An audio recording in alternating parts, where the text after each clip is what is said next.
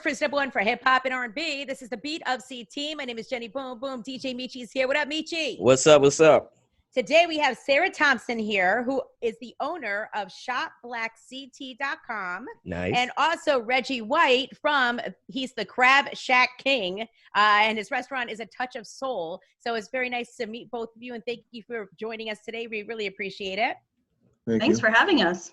Yeah. So Sarah, talk to me about shopblackct.com, because let me tell you something, okay? I love to support Black-owned businesses, and sometimes it's hard to find a list of Black-owned businesses in the area. It's actually kind of excruciating. Right. So I'm just wondering, what made you decide to start this website?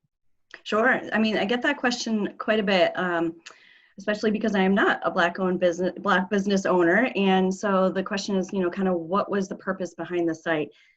Really, over the past several years, I've been learning and unlearning about the inequalities that are very prevalent in our society for Black business owners, including, just loan discrimination, lots of hurdles that these business owners face. And so after going to different protests and just trying and figure out where I fit in this, tackling of systemic racism piece, I was inspired to try to create a list because, like you said, it was hard to find Black-owned businesses in the state of Connecticut in one comprehensive list. I want to say that, the idea to have a list is not a new one. There are lists that exist. But what I was trying to do was figure out where can I go to find closest businesses to my community. But beyond that, what are these businesses' stories? Because that's what I'm very interested in. In my full-time job, I work in marketing and communications, and everyone has a story to tell. So beyond the list, what are their stories and what inspired them to start their businesses in the first place? So really the overarching goal of the site is to tackle systemic racism and try to level the playing field and transform the legacy of economic inequality in our country. And in doing that, we all play a part. I want to clarify that, I am technically the founder of the site, but the ownership is through the team. We have a volunteer team. It's 100% volunteer driven, and it's a diverse team, which includes Black business owners. So that's important too, to try to make sure that we're doing something that's helpful for the businesses and consumers together. But yeah, just trying to fill a gap, trying to help people connect and try to level that playing field. Wow. That's nice. So you started off with, I think, in the hundreds for businesses, right? And now it's grown to 900 businesses. Wow. It's amazing. I mean, so the site launched July 1st. It technically went live mid-June after I attended protests for the killings of George Floyd, Breonna Taylor. I was active at those protests, but I just, like I said, wanted to do something tangible, to move from empathy to action. What can I do? So anyway, mid-June started the site. It launched on July 1st with about 175 businesses. Those businesses were personal connections or places that our team frequented. Some of the, word of mouth at that point. But since then, it's unbelievably cool and amazing that now there are over 940 listings just in the past couple months. I'm looking at some of the businesses here that are listed, like Dutch's and Baby J's Spices and the Key Bookstore. I printed out just about every single one. Capital Ice Cream. I mean, there's a ton of businesses on your website, and and I love the fact that you do list them also according to community, because sometimes that's a great way to so you can frequent these businesses near you. So, Mr. White, hello. How are you there, sir? All right. How you doing? So you're the Crab Shack King, huh? Yeah, I'm the Crab Shack King. I really am. So tell me a little bit about your business. Well, I don't even know where to start, but I have a passion to cook. I have always had a passion to cook. So I was really a truck driver. So when our company filed bankruptcy last year, that just pushed me, into my dream. So I got in the kitchen and I started coming up with my own special sauces and recipes because I wanted it to be really, really good, So the way I eat, that's the way I want to serve people. I love good flavored food. So I put a little twist on it. That's why it's a touch of soul. So I got a little soul on it, and then also bring in my mother's old home cooking and my grandparents, brought them into it. So, just a passion of mine. And it was hard work. it was hard work, but I love when people come and tell me that you have the best crab cakes I've ever tasted. And the garlic butter sauce is so delicious. You know, I take my time and I do it. It's not like I rush. Now, I don't rush and do my food at all. You know, I take my time, but I have a system. So I have a system to be able to pick up when people come in, and I just love to see them smile on their face. I just love to smile on their face when they come. Wow. Yeah. So, I mean, you're making me hungry over here, Reggie. I'm not going to lie to you, okay?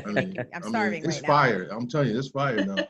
He's like, no, seriously, it's true. It's delicious. My food is so good. And can I tell you that the way I met Reggie was through a mutual friend who said, when we were starting the site, he said, you have to connect with Crab Shack King. He has the best seafood in the state. So, you know, the word is out there for sure. Yeah. It's good stuff. So, Reggie, where are you guys located? In Middletown. Oh, Right on Washington Street in Middletown. So now I'm finna get into it. Okay. So can I? Yeah. Absolutely, Reggie. The floor is yours. Okay. So as a black man in my past, my history, it's always a fear of the not knowing to start your own business. You know, it's always that way. You know, if you don't know, it's not gonna do it. You know, it's not gonna do it. So I mean, I talk to a few restaurant owners, a few people, and sometimes people want to help you, and sometimes they don't, right? So I got to the place where I am now, but then, okay, I got over that hurdle, and I'm still going another hurdle, and I'm gonna tell you how blessed I am to have Sarah and them come into the picture, because once I did the shopblackct.com interview and a photo shoot, people was literally coming to the trailer telling me where they got me from, shopblackct.com. That's so and great. And the business started going. So now, Sarah don't know this yet, but I'm going to tell her now. So now I'm going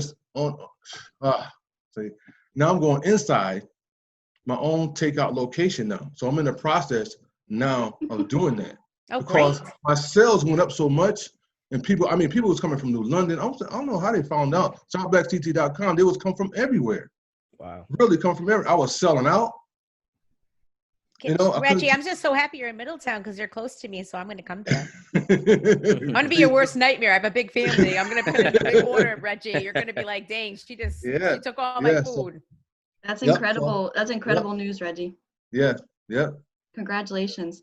I was going to share a little bit what he's talking about. So part of what we do on the site for businesses, as much as our volunteer team has the capacity and we're growing the team, but we feature businesses beyond a list. So what we do is try to go out and, like we said, meet these business owners, hear their stories, which Reggie has an amazing story, by the way, but hear their stories and take photographs and do a feature write-up. And those are the things that you were talking about, Jenny, I think that you printed out, and just tell more, but also provide free photos for the businesses to use for further marketing, and then blast it all over digital marketing, all over social media and things like that. And so for us, it's a very low overhead, except for the investment of time and talent. But the effects, you know, like Reggie's saying, we've been hearing are just so inspiring and so encouraging to us that, you know, people are coming. They're coming and they're responding. So that's awesome news, Reggie. The website is so beautifully done because a lot of times, like I said, when you're looking for the list on the internet, you just see the list. So you don't really learn anything about the businesses per se. You know, you don't see the pictures and you don't get to really know the business. So the fact that you did that and put all that work in is just incredible, Sarah. It's a whole team effort. And I have to say, you know, these are professional photographers that are, you know, they're in the thick of their wedding seasons and everything else, even through COVID. And so I'm just humbled that, you know, people want to be a part of this effort. And we have a team of about 25 people right now. So it's quite a few people. But like Reggie said, you know, now he's got a new friend and she's got a new friend, the photographer that came out. She actually did the write-up and photography, Brenda de los Santos. And so, yeah, it's really cool. It's connecting. Also, I've been hearing businesses to businesses. So a lot of businesses are connecting with one another and able to kind of, you know, find vendors that they might need. So, you know, for Reggie, we've promoted his food truck to different event, you know, vendors and things like that as well. So Reggie, your It's food amazing. truck's gonna be in front of my house every day. pretty much. I'm gonna call you up and tell you to come to my neighborhood. So he mentioned something really important, and me and Meechie have actually talked about this in the past. We were talking about this yesterday, Meech. The fact that sometimes you have an idea and you want to get things started, but you just really kind of don't know how. Right. So, Sarah, how did you get it started? I'm a believer in you got to take risks and just go for it. You Yeah. have to do it smart, be smart about it. Don't be naive.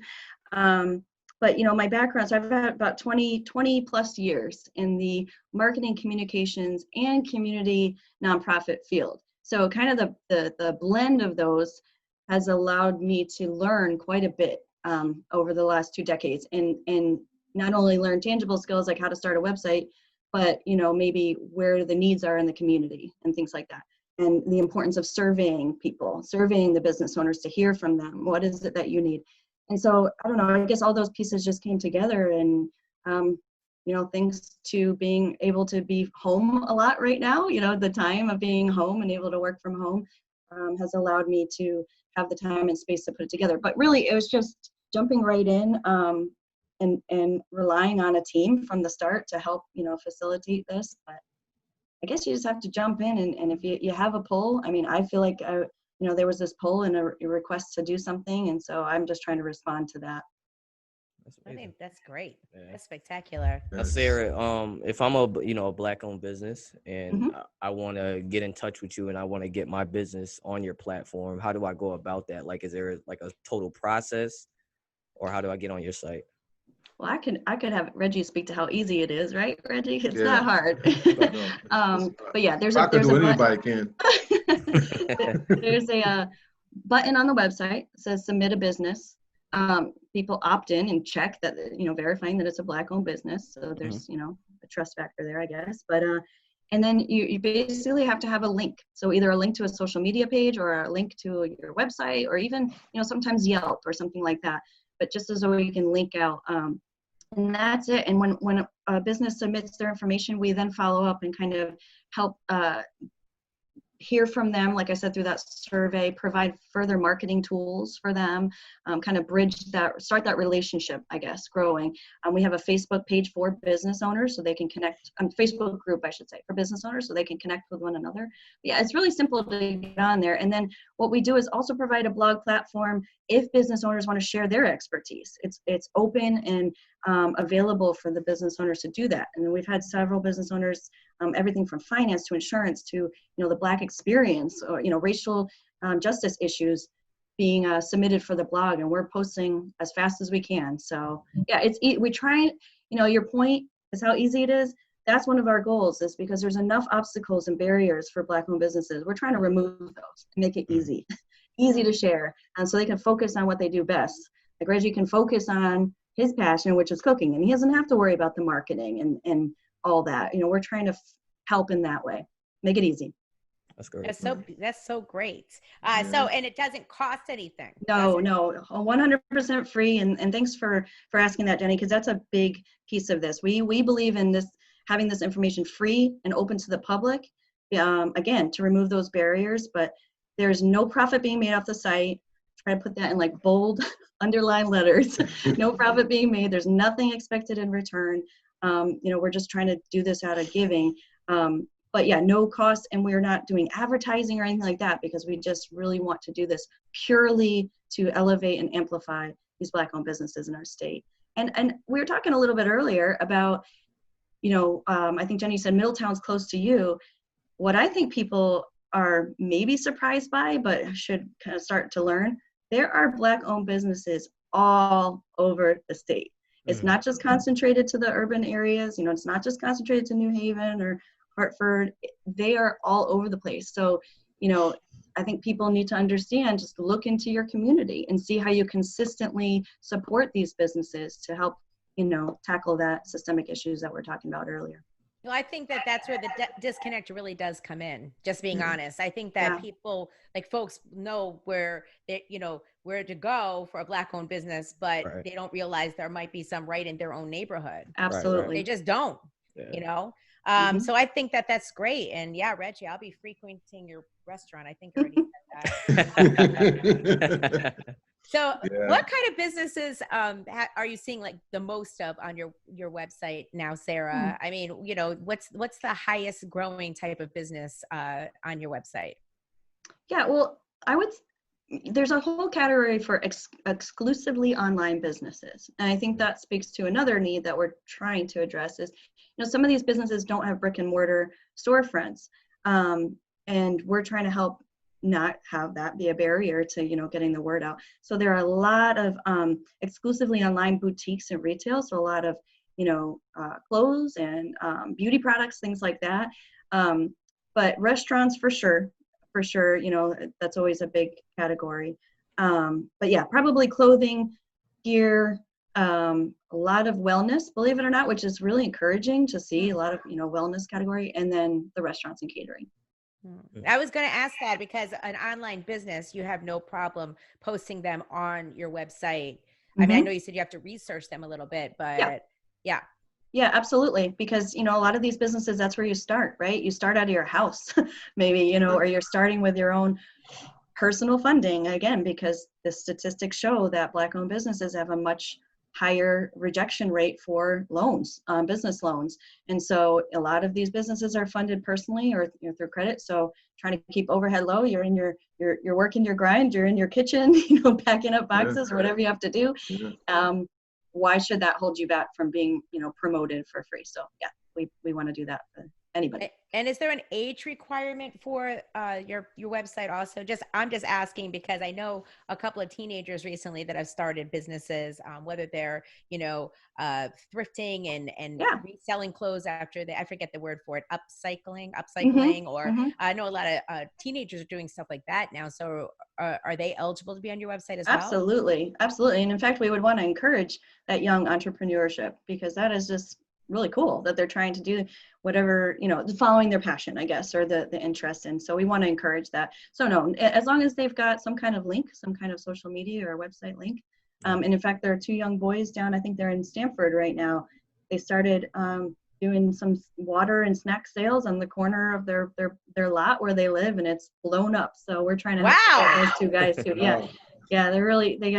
They're raising money to purchase a lawnmower to start a lawn business. And I think they were 8 and 9 years old, maybe 9 and 10. Wow. And Home Depot, I believe, donated a lawnmower. Anyway, it's blown up. So the point is, yes, we are absolutely supportive and want to help promote, you know, young entrepreneurs. I was just thinking, my son has a Fortnite addiction. I really got to get this guy out here. I need my son out in the front yard selling something, okay? Send him over to Reggie. Reggie needs help now, right? Yeah. So Reggie, getting back to your business, you're in Middletown, and you said you're now starting a takeout business. Talk to me a little bit more about that, because we need to know everything that's happening with you over there at A Touch of Soul. Yeah. So I'm going into a space. I had to hire a lawyer because this is another part of the leasing I didn't quite understand. So I would recommend it to a lawyer that specializes in that. So I wanted to make sure that everything was, all the T's was crossed and my I was dotted, because I didn't want to get into a lease that I couldn't afford, you know? So I hired a lawyer, and he's going over it still now. So hopefully between the day and tomorrow I'll sign, because we would negotiate the lease now. And it's a good spot. It's on the same strip. You know, I'm not going to say where yet, because I don't want nobody else having the idea to try to go get it. Very smart, Reggie. Don't ever reveal what's going on. I'm with you there, Reg. And there's a lot of empty ones on that strip, so good luck with finding that one. So I'm going to do that. The place is, you know, I got to put some money into it. But I'm like Sarah, I'm a jumper. I jump sometime with no parachute. You know, and I just go. That's just been who I've always been. You know, I like to take risks, and especially with this passion of mine of cooking. And so I know I can't go wrong. And everybody said, "Well, now you finally found your niche. You finally fell into your gift, your calling. You finally did it." Because I had other businesses that I was doing, you know, but this one was it. This one was really, really, really it.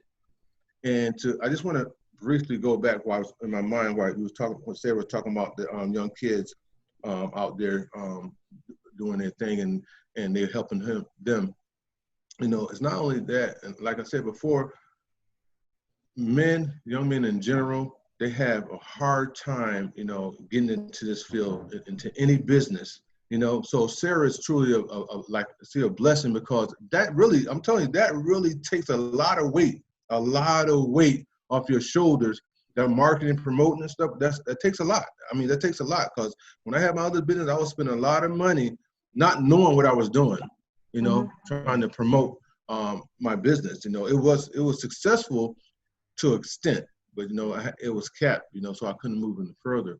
But and the reason why that I'm trying to do this right and make sure I succeed, so everyone else that know me from my past can see, and the young guys to see that I mentioned, to see that you don't have to go to the street, you don't have to rob or steal or do anything like that, because if you have a dream or a passion, and I'm here, and I tell them, I say, if you need help, if I can't do it, I can direct you to the people who can help you, because along the way, I fell a lot.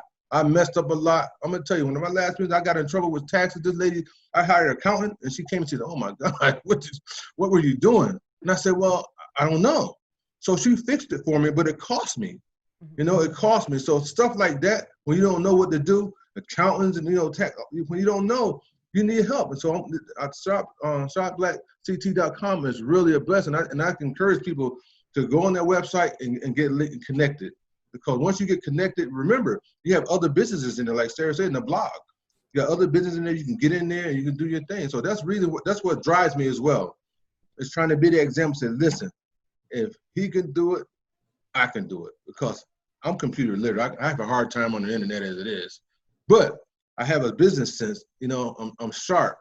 So, and I know how to go at what I want. But when you get into the logistics of it, that's the hard part. Yeah. That was the hard part for me, you know, that was the hard part. But I think that's a hard part for everybody, just about. I mean, it's just like you said, it's getting started. It's on the paper, you know what you want to do, you know, your goals, and there's all these other parts to it. So, you know, Sarah and you also, Reggie, have both started businesses in the past. So give me a couple of key things to think of, like when you're going to be starting a business. Give me a couple of things that, you know, right off the top that, you know, that has to happen in order for you to start a business. LLC, you got to get registered and then get an accountant. Talk to an accountant. He's like, go to H&R Block. Or Shop CT. Or Shop Black CT, because there's accountants on there. Oh, there's a Shop Black CT. It's got accountants on there. I'm sorry, Sarah, you're right. Yeah, I mean, the site itself is not a business, so it's an initiative, it's an effort, you know, a volunteer effort. But so I'm going to kick this question to Reggie. He's the businessman, and I don't know if you want to talk about the nonprofit. I don't want to put you on the spot, but Reggie's got a few things going on. Reggie, what's going on over there in your little square there on Zoom? What's happening there, my friend? So I opened up a nonprofit called Total Man Inc., and it was geared toward young men and women, gang members and stuff like that, because that was my history. You know, I was a former gang member, drug dealer. I did some time in feds. I did 10 years in a federal prison, so I had a lot of time to think. I wouldn't let a lot of guys in there. You know, they just wanted to do their time. I learned. I took a lot of classes, and I did a lot of thinking. So when I came home, and I said to myself, how can I reach back? Because I had a lot of young kids, teenagers, 15, 16, all the way up, that was hustling for me.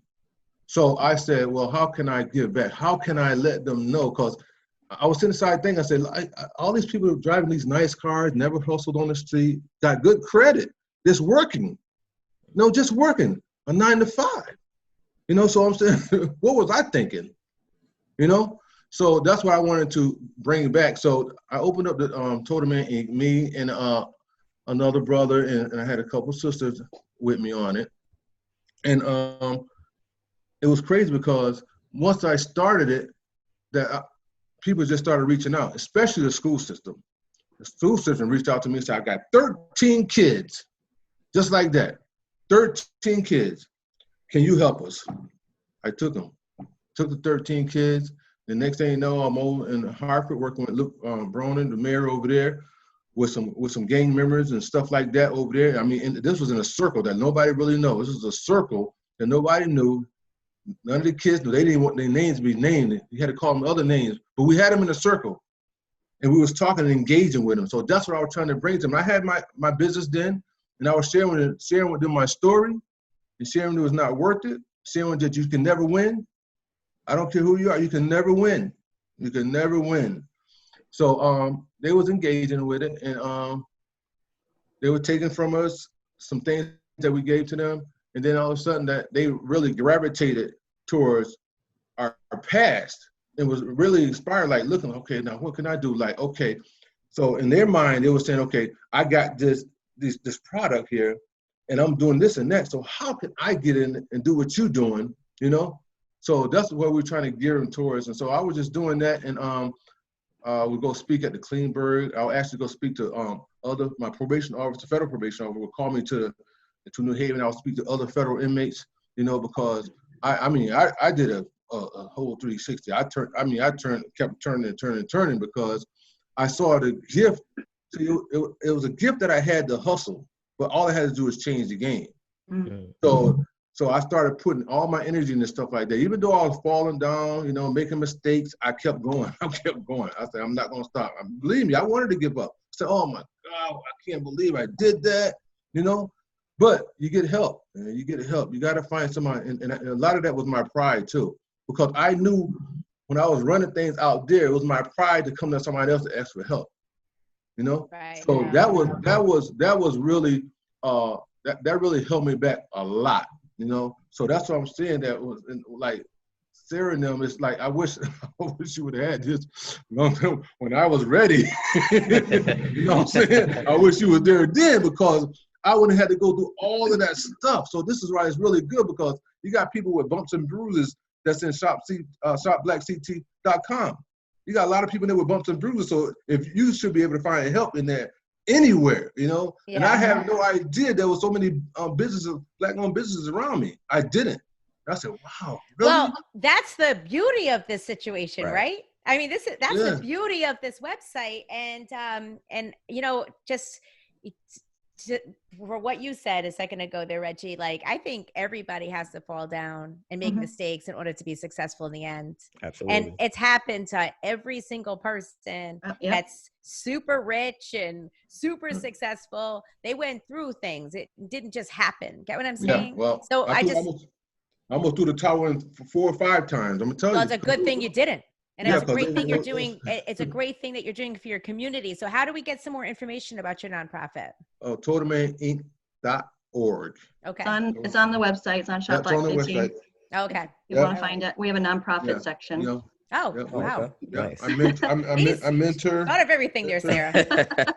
Not just me, but yes. And again, like I said, that idea came from, someone who wanted to submit a nonprofit. So do you have a category for that? Of course, we can make a category. Why not? You know, it's not for profit, but it's still, you know, in that same category of trying to connect people to a service or something like that. And, you know, that's where, when Reggie shares his story, really his voice is the important voice through all this, not my voice, or not, you know, I'm here to help in a way that the business owners want and need help. So as much as these business owners can share that with us, you know, what would be helpful, that will help us guide with the direction where the website will go.